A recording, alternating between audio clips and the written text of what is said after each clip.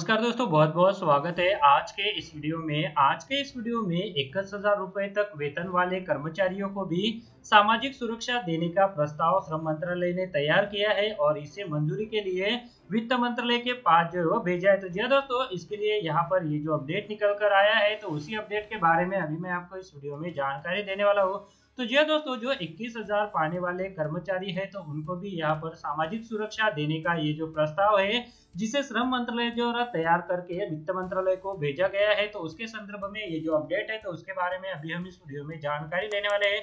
साथ में यहाँ पर ये जो प्रस्ताव है, तो इससे जो है वो किन कर्मचारियों को क्या लाभ होगा, तो उसके बारे में भी हम इस वीडियो में जानकारी लेने वाले हैं। साथ में मौजूदा समय में यहाँ पर कौन सा प्रावधान है, तो उसके बारे में भी हम यहाँ पर जो है वो पूरी जानकारी लेने वाले हैं। तो आप इस वीडियो के साथ अंत तक बने रहिए, वीडियो को बिल्कुल भी स्किप ना कीजिए, ताकि ये जो कर्मचारियों के संदर्भ में अपडेट है, तो इसके बारे में आपको पूरी जानकारी मिल सके। और इसी तरह के अपडेट जानने के लिए अगर आपने चैनल को अभी तक सब्सक्राइब नहीं किया है, तो चैनल को सब्सक्राइब करके रख लीजिए और उसके बाद एक बेल का बटन भी आता है, तो उसे भी आप प्रेस कर दीजिएगा, ताकि जो आने वाले अपडेट है, तो उसका नोटिफिकेशन आपको सबसे पहले मिल सके।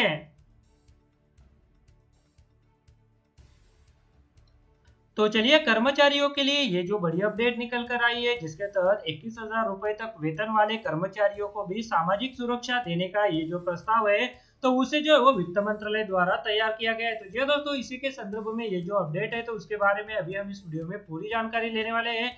जैसा कि आप स्क्रीन पर देख पा रहे हैं कि कर्मचारियों की सामाजिक सुरक्षा का दायरा बढ़ाने के मकसद से सरकार आने वाले दिनों में एक बड़ा फैसला लेने जा रही है। श्रम मंत्रालय ने आवश्यक कवरेज के तहत वेतन सीमा में 6,000 की बढ़त का प्रस्ताव तैयार किया है। नए प्रस्ताव के तहत ईपीएफओ के तहत आवश्यक कवरेज के लिए वेतन की सीमा 15,000 से बढ़ाकर 21,000 कर दिया जाएगा। ऐसा करने से ईपीएफओ सदस्यों की संख्या में भी बढ़ेगी और साथ ही जो ईपीएफओ की सदस्य की तरफ से आने वाला कंट्रीब्यूशन है, तो वो भी बढ़ जाएगा। सरकार का यह प्रस्ताव फिलहाल वित्त मंत्रालय के पास दोबारा भेजा गया है। पहले का प्रस्ताव वित्त मंत्रालय ने कुछ संशोधन के लिए श्रम मंत्रालय के पास भेज दिया था। अब श्रम मंत्रालय ने एक नया प्रस्ताव तैयार किया है और वित्त मंत्रालय को भेज दिया है। सरकार इस प्रस्ताव पर फिलहाल आगे नहीं बढ़ पा रही है, क्योंकि इस प्रस्ताव पर अंतिम मुहर से पहले सेंट्रल बोर्ड ऑफ ट्रस्टीज की मंजूरी भी चाहिए होती है। सेंट्रल बोर्ड ऑफ ट्रस्टीज में सरकारी सदस्यों की संख्या तो नियत रहती है, और लेकिन गैर सरकारी सदस्यों का कार्यकाल 5 साल का होता है। पुराने बोर्ड का कार्यकाल इस साल मई में खत्म हो गया है। नए सेंट्रल बोर्ड ऑफ ट्रस्टीज यानी सीबीटी का गठन मई के बाद शुरू हो जाना था, लेकिन अब तक केवल सरकार ने सभी संगठनों से इसके लिए नाम मांगे हैं। सूत्रों की माने तो इस प्रक्रिया में 1 से 2 महीने का वक्त और लग सकता है।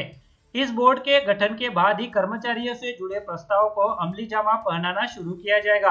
अभी जान लेते हैं कि मौजूदा समय में क्या प्रावधान है। तो यह दोस्तों, ईपीएफ फंड एमपी एक्ट में यह प्रावधान है कि कंपनी और कर्मचारी आमतौर पर मूल वेतन का 12% एम्प्लॉय प्रोविडेंट फंड यानी ईपीएफ अकाउंट में जमा करते हैं। कर्मचारी की तरफ से जमा कराया गया 12% ईपीएफ के मद में ही जाता है।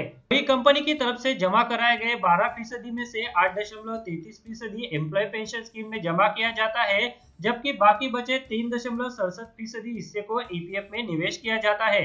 इस प्रस्ताव के पास होने के बाद ईपीएफओ के तहत मिलने वाली न्यूनतम पेंशन की राशि में भी इजाफा संभव है, क्योंकि वेतन सीमा बढ़ाए जाने के बाद एम्प्लॉय पेंशन स्कीम के तहत सरकार का योगदान भी बढ़ जाएगा। तो जी दोस्तों, यहाँ पर ये जो बड़ा अपडेट निकल कर आया था, जिसमें यहाँ पर मौजूदा समय में ये जो 15,000 रुपए की सीलिंग लिमिट है, तो उसे जो है वो 21,000 रुपए किए जाने के लिए श्रम मंत्रालय द्वारा प्रस्ताव जो है वो वित्त मंत्रालय को भेजा गया है। पर वित्त मंत्रालय इसके ऊपर जो है वो आगे कार्रवाई नहीं कर पा रहा है, क्योंकि इस प्रस्ताव पर वित्त मंत्रालय से पहले सेंट्रल बोर्ड ऑफ ट्रस्टीज के जो सदस्य है, तो उनकी मोहर चाहिए होती है। और साथ में यहाँ पर बताया गया है कि सेंट्रल बोर्ड ऑफ ट्रस्टीज में सरकारी सदस्यों की संख्या तो नियत रहती है, और लेकिन जो गैर सरकारी सदस्य होते हैं, तो उनका कार्यकाल जो है वो 5 साल का ही होता है।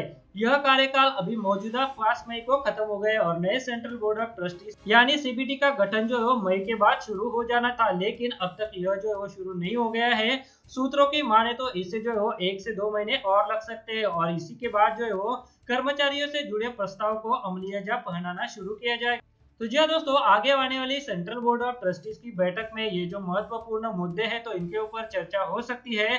साथ में ये जो महत्वपूर्ण मुद्दे कर्मचारियों से जुड़े हुए हैं, तो उनके ऊपर मोहर भी लग सकती है। तो ये दोस्तों, इसके ऊपर जो भी अपडेट आता रहेगा, तो मैं मेरे अगले आने वाले वीडियो में आपको देता रहूंगा। इसके लिए अगर आपने चैनल को अभी तक सब्सक्राइब नहीं किया है, तो वीडियो के नीचे एक रेड कलर का बटन है, उसे प्रेस करके आप चैनल को सब्सक्राइब करके रख लीजिए और उसके बाद एक बेल का बटन भी आता है, तो उसे भी आप प्रेस कर दीजिएगा ताकि कर्मचारियों से जुड़े हुए, पेंशन धारकों से जुड़े हुए जो भी अपडेट आए तो उसका नोटिफिकेशन आपको सबसे पहले मिल सके।